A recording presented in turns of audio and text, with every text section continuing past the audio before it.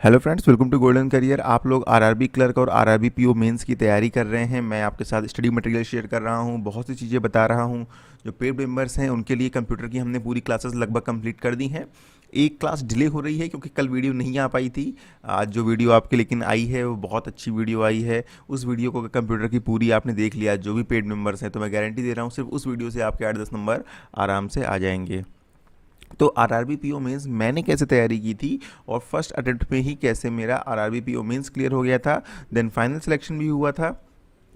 Basically आपको mains सिर्फ crack नहीं करना है, आपको अच्छे मार्क्स लाने हैं। वहाँ पर आपको लीड लेना है बाकी लोगों से।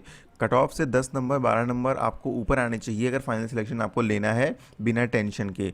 सिलेक्शन तो होने को जिनके 3 नंबर 4 नंबर कट ऑफ से ऊपर है उनका भी होता है, लेकिन चांसेस बहुत कम होते हैं और वहाँ पर जो है दिक्कतें ज़्यादा होती हैं। फिर आपको टेंशन होगी फालतू की, यार होगा कि नहीं होगा। तो देखिए, मेरी स्ट्रेटजी मैं आपको बताता हूँ। नंबर 1 स्ट्रेटजी बताता हूँ मैं आपको। अच्छा, एक चीज़ मैं आपको बताना चाहूँगा कि ऑलिव बोर्ड का लिंक डिस्क्रिप्शन बॉक्स में दिया है। अगर आप मेंस के लिए ऑनलाइन मॉक टेस्ट देना चाहते हैं तो उस लिंक पे जा करके दे सकते हैं। सिर्फ आपको अपना ईमेल आईडी और फ़ोन नंबर जो है वो एंटर करना होगा। नंबर 1 मैंने जो किया था, कंप्यूटर्स।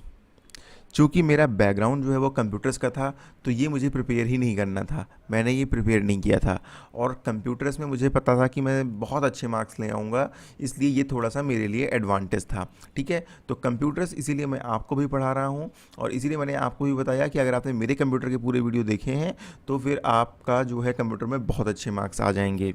और वो सारे वीडियो पेड मेम्बर्स को उनके जो अकाउंट है वहाँ पर अवेलेबल है। वीडियो मैं आपको दिखा देता हूँ कंप्यूटर के। लोग कहते हैं ना एक्सेस कैसे करेंगे, आप लॉगिन करेंगे, वीडियो लेक्चर पे क्लिक करेंगे, कंप्यूटर पे क्लिक करेंगे और यहाँ पर आपको कंप्यूटर के देखिए सारे पार्ट शो हो जाएंगे। इन्हीं वीडियोस को बस आपको देख लेना है। और बाकी ई बुक में कंप्यूटर की ई बुक और हिंदी की ई बुक हमने आपको दिया हुआ है, तो ये यहाँ से आप एक्सेस कर लेना। तो ये पेड मेम्बरशिप 99 रुपीज़ की है और वीडियो के डिस्क्रिप्शन बॉक्स में लिंक दिया हुआ है। 1 ईयर की वैलिडिटी है, 1 ईयर की, लेकिन पेमेंट करने के बाद आपको 24 आवर्स का वेट करना होगा। 24 आवर्स के अंदर अंदर आपके पास मेल आ जाएगा। नंबर 2 जो मेरा फोकस था, अच्छा आप लोग का जो फोकस होता है ना, मेरा सबसे कम फोकस उस पर था।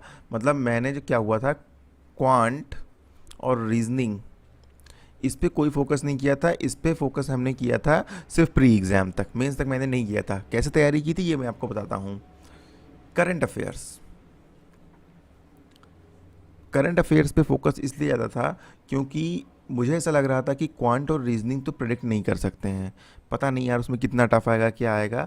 लेकिन करंट अफेयर्स मैंने अगर ढंग से पढ़ लिया तो करंट अफेयर्स में मैं अच्छे मार्क्स ज़रूर ले आऊँगा। तो मैंने अपने एग्ज़ाम की डेट से 4 मंथ के पहले तक के, 4 मंथ्स के पहले तक के सारे करंट अफेयर्स पढ़ लिए थे। जिस मंथ एग्ज़ाम था उस मंथ को छोड़ के 4 मंथ, ठीक है, पहले तक के करंट अफेयर्स 2 बार 3 बार अच्छे से पढ़ लिए थे। और मैंने जो करंट अफेयर्स पढ़े थे जहाँ से, और मैं वहीं के करंट अफेयर्स जो है आपको प्रोवाइड कर रहा हूँ। करंट अफेयर्स आपको मिलते हैं प्रीमियम मेंबरशिप में अदर पीडीएफ वाले सेक्शन में। यहाँ पे आपको करंट अफेयर्स मिलते हैं और लास्ट की ये 2 पीडीएफ देख लेना, कंप्यूटर एब्रीविएशन की, कंप्यूटर शॉर्टकट की, इसकी बहुत इंपॉर्टेंट है। ठीक है, तो ये करंट अफेयर्स भी मैंने आपको हिंदी इंग्लिश में प्रोवाइड कराए।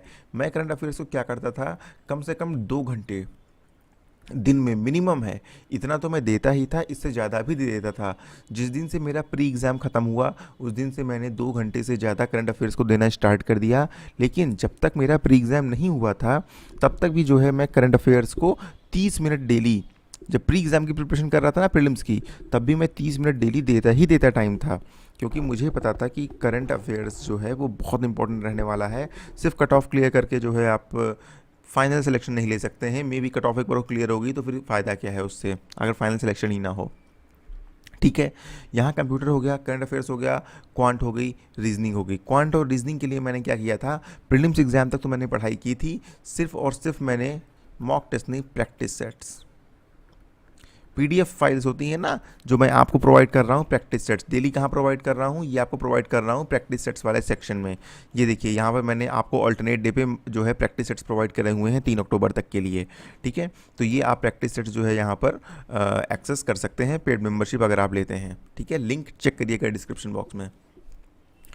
तो मैं क्या करता था, मैं प्रैक्टिस सेट्स सॉल्व करता था और एक्चुअली प्रैक्टिस सेट्स में जिसके प्रोवाइड कर रहा हूँ आपको पेड मेंबरशिप में, वही मैं सॉल्व करता था क्योंकि मैंने वही मेंबरशिप ली हुई थी जो अभी तक एक्टिवेटेड है। ठीक है, तो प्रैक्टिस सेट्स मेरा सॉल्व करने का तरीका ये था, आज मैं एग्ज़ाम देता था, ठीक है, एग्ज़ाम देख के मैं देखता था मेरे नंबर कितने आए हैं, फिर मैं उस दिन और उसके नेक्स्ट दिन, उस दिन तो मैं एनालाइज़ करता था कि हाँ ठीक है, मेरी गलतियाँ कहाँ पे हुई, नंबर वन मेरी गलती कहाँ पे हुई, नंबर टू मुझसे कौन कौन से टॉपिक छूट गए उनको मैं नोट करता था, नंबर थ्री कौन से टॉपिक ऐसे थे जो मुझे अच्छे से आते थे और उस टॉपिक से क्वेश्चन छूट गए, और नंबर चार कौन से क्वेश्चन ऐसे थे जो मुझसे गलत हो रहे हैं। इन 4 पॉइंट्स पे फोकस करना बहुत ज़रूरी है, ठीक है। स्पेशली जो टॉपिक आपको आता है एटलीस्ट वहाँ से कोई क्वेश्चन नहीं छूटना चाहिए, और साथ में गलत क्वेश्चन अटेम्प्ट नहीं होने चाहिए। तो इन पे पूरा फोकस करना था, और डेली मॉक टेस्ट देते लास्ट तक जो है वो काफ़ी कुछ इम्प्रूव हो गया, और जो गलत क्वेश्चन थे वो होना बंद हो गए, एक्यूरेसी बहुत ज़्यादा आ गई। एक्यूरेसी ही मैटर्स करती है, अगर आप 100 ना क्वेश्चन करके आए ना 10 गलत हो गए, फिर एग्ज़ाम में आप बहुत पीछे चले गए, फिर आपका शायद फाइनल सिलेक्शन होगा ही नहीं होगा। तो computer, current affairs, quant and reasoning. Number 3, Hindi slash English. Hindi और इंग्लिश में मैंने जो है वो इंग्लिश चूज़ की हुई थी, तो मैं इंग्लिश के लिए objective English by SP Bakshi वाली जो बुक आती है सिर्फ और सिर्फ वो बुक्स में पढ़ रहा था, और ऑब्जेक्टिव इंग्लिश की बुक भी हमने आपको प्रोवाइड की हुई है और हिंदी की बुक भी प्रोवाइड की हुई है, ये आपको ई बुक वाले सेक्शन में मिल जाएगी, ठीक है। तो यहाँ से आप इंग्लिश और हिंदी दोनों की ई बुक जो है वो पढ़ सकते हैं। जो लोग हिंदी देंगे, इंग्लिश नहीं देंगे मेरी तरह, ठीक है, जो इंग्लिश देंगे वो ऑब्जेक्टिव इंग्लिश की जो बुक है वो अरिहंत की हो, एसपी बख्शी की हो, या और किसी की भी हो, ऑब्जेक्टिव इंग्लिश की सारी बुक्स अच्छी हैं। हिंदी के लिए जो बुक मैंने आपको ई बुक सेक्शन में प्रोवाइड की हैं ये आप पढ़ पाएँ पढ़ लें। इन केस अब आपको लगता है कि आपके पास उतना टाइम नहीं है, तो एक बुक जब आप पेड मेंबरशिप लेंगे ना, तो मेल के साथ आपके जो बुक अटैच होके आ रही है 450 पेजेस की, वो बुक आप पढ़ लें। बहुत ज़्यादा नहीं है, थोड़े फॉन्ट बड़े हैं इसलिए पेजेस ज़्यादा हैं, आप कंप्लीट कर लेंगे, मेंस एग्जाम तक आराम से कंप्लीट कर लेंगे। तो वो बुक आप ज़रूर पढ़ लेना।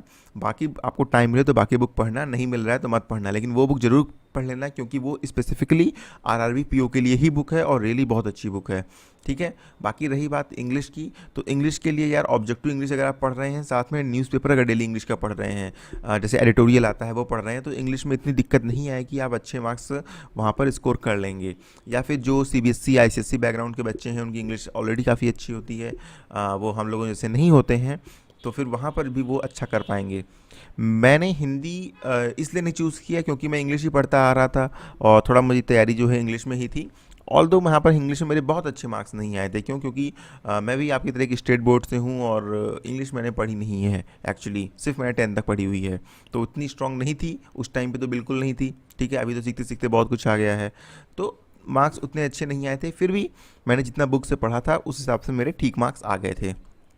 क्वांट और रीजनिंग को लेकर के मैंने अलग से कोई स्ट्रेटजी नहीं फॉलो की थी, अलग से कुछ प्रैक्टिस नहीं किया था, इसकी सिर्फ एक ही स्ट्रेटजी थी कि मॉक टेस्ट के जो क्वेश्चंस हैं हमारे क्वांट और रीजनिंग के, वो सारे के सारे क्वेश्चन मुझे अटेम्प्ट करने ही करने हैं, ठीक है। तो उनको मैं अटेम्प्ट कर रहा था। जिस दिन मेरा प्रीलिम्स एग्ज़ाम में देकर आया था उसी दिन से मैंने अपनी मेंस की तैयारी स्टार्ट कर दी थी, उसी दिन से हमने मॉक देना स्टार्ट कर दिया था, ठीक है। और जैसे मैं आपको 99 मेंबरशिप दे रहा हूँ, उस टाइम पे एक वेबसाइट थी, मुझे नाम याद नहीं आ रहा है, देखिए मैं आपको बता दूंगा, ठीक है। वो भी इसी तरह सिर्फ 149 रुपीज़ में जो है मेंबरशिप दे रही थी, ठीक है, जिसमें वो स्टडी मटेरियल प्रोवाइड करते थे बहुत सारा, जैसे हम आपको प्रोवाइड कर रहे हैं। तो फिर मैंने वो मेंबरशिप ले ली थी, मैंने सोचा यार 149 रुपये में कुछ नहीं होता है, अगर मेरा प्री क्लियर हो गया तो बहुत अच्छी बात है, 149 रुपये जो है वसूल हो जाएंगे। इन केस नहीं क्लियर हुआ तो फिर कोई बात नहीं, ऑल तो मैं काफ़ी ज़्यादा कॉन्फिडेंट था कि क्लियर होगा मेरा प्री, ठीक है। तो मैंने वो मेंबरशिप ले ली थी, और वहाँ से मुझको बहुत सारे कंटेंट मिल जाते थे, उनको मैं पढ़ा करता था। तो मेरे हिसाब से आपको ये क्लियर हो गया होगा मेरी स्ट्रेटजी क्या थी। आपके पास एक पार्ट कंप्यूटर का भी पढ़ना है, तो कंप्यूटर के जो हमने वीडियोस दी हैं सारे देखिए, और जो पीडीएफ्स दी हैं उनको पढ़िए। कंप्यूटर से अगर आपका बैकग्राउंड नहीं है तो थोड़ा सा इस पर फोकस करिए, ठीक है। करंट अफेयर से आप कुछ भी समझौता नहीं कर सकते हैं, इसको पढ़िए। हिंदी और इंग्लिश में से आपको जो चूज़ करना है करिए। क्वांट और रीजनिंग पे फोकस उतना मत करिए, सिर्फ और सिर्फ मॉक टेस्ट जो प्रैक्टिस सेट्स हम दे रहे हैं सिर्फ वो और वो सॉल्व करिए, आपका एग्ज़ाम इस तरह से क्लियर हो जाएगा।